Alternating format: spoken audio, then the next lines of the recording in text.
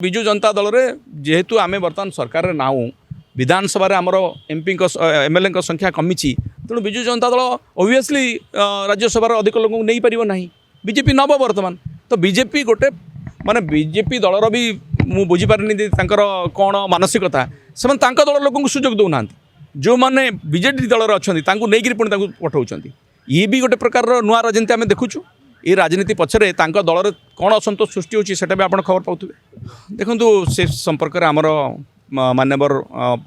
नेता नवीन पट्टनायक कहि सारचंती से एग्जामिन करूचंती बीजेपी सपोर्ट करिवो कि न करिवो से निष्पत्ति नवीन पट्टनायक नेबे